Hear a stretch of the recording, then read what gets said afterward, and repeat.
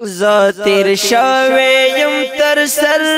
پاتا لب دخپل دلبر عامون جهز گنلا او دوی ناروا برد گنلا ننوی په نظر راځي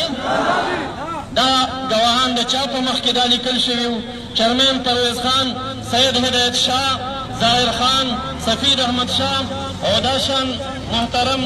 خان صاحب اسماعیل شاه صاحب ایسیچو تانا پبی محترم سرتاج خان صاحب انچارج چوکی تارویوبا د دې د وړاندې دا لیکل شوي دي دا زموږ سره د دې لیکل موجود دي د پبو تانه باندې به مناظره وي دا د دې موږ سره لیکل چې کوم دی موجود دي دلته لیکي نور مشران جرګې نے وعده کیا کہ مقام مناظرہ تانا پب بھی ہوگا اوش په خبره اوس که دی د غلو په شان په یوه سوړه په بله سوړه اجتماعات جوړوي نو تروغ به وي که نه به وي موږ سره لیکل د پب دي تاڼې شوي دي 2 ګنټې 3 ګنټې موږ تېرې کړي الحمدلله زموږ مناظرین په دې کې څوک دي مناظر اهل سنه والجماعت مولانا محمد حکیم مظهري صاحب زما په خوا کې تشریف فرما دی ښکاري زما سره بل مناظر اهل سنه والجماعت مولانا محمد آیاز صاحب موجود دی که موجود نه دی زموږ سره په خوا کې مولانا محمد رحمان صاحب موجود دی که موجود نه دی خادم د علماء د دین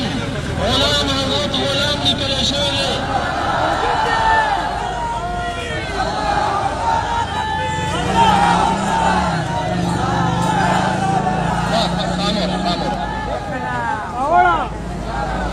هلکه موجود یم که موجود نه یم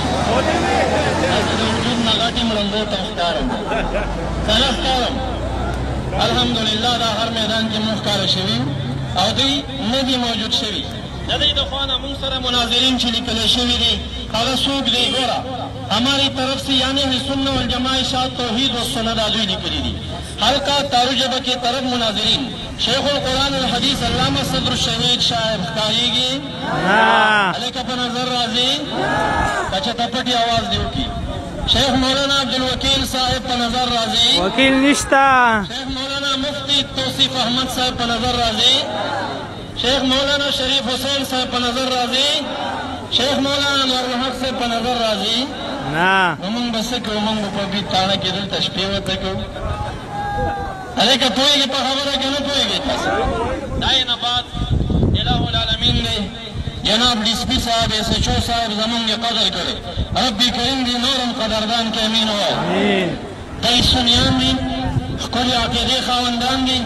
الحمدلله په دغې باندې دوی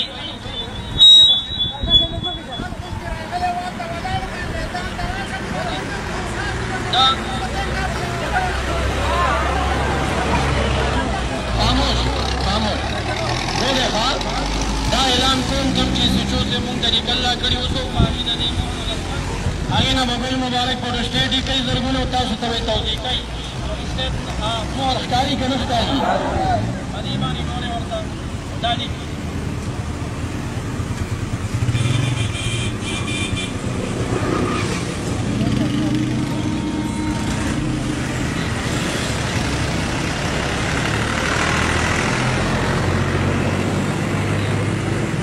پبی مناظرہ 6/9/2012 ضلع نوشہرہ रिपोर्टर फकीर मोहम्मद खान बवक्त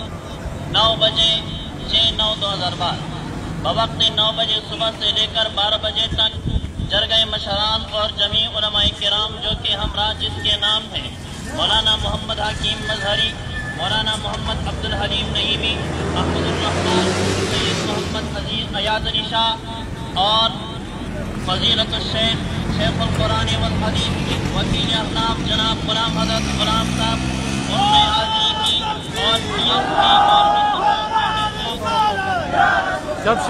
और DSP और इसे जो बेटे थे मगर मुखालिफ वकील मौलाना यार मोहम्मद अबरीरी तौसीफ अहमद वगैरह ने हाजिर नहीं हुए DSP और इसे ने मुनाजरे के फैसला अहले सुन्ना व जमा के फरीक पर कर दिया कि उनने मुनाजरा जीत आखिर के आखिरी ऐलान इंशाअल्लाह दा फोटोस्टेट तासो बिया द जनाब गुल से मुबारक ना हासिल دویمه خبره تاسو ته زمونږ د طرف نه دا ده د علماو نه چې الحمدلله مونږ اهل سنت مشایخ پیران امن پسند یو، مونږ شر پسند نه یو. ګورې د دې ځینه مونږ تاسو ته نور اجازت دی بس که لږه فاصله د جلوس په شکل باندې دی پر امن آواز شر پسندي بنوي او ایسچو سے وایي چې جلوس دې ختم شي بس د هغې دا خبره مونږ منو. په دې ځای باندې هر څه ختمو، هر څوک به خپلو ځایونو ته پرامن ماحول سره 2 3 5 روان شئ، هېڅ چا سره په لاره کې نظام مه کوئ، بس باقي نارې مه لګوئ بس. او هر څوک په دې حقیقت باندې پوه شو مناظره چا وګټله؟ اهل سنت والجماعة. سنة والجماعة چا وګټله؟ اهل سنت والجماعة. اهل سنت والجماعة. الحمدلله ټول وایي الحمدللہ. جی آخر کې جناب اسحاق خټک صاحب هغه به همدغه خبرې چې موږ وکړي د هغه د خولې نه به هم تاسو اورئ طریقات به راشي خبرې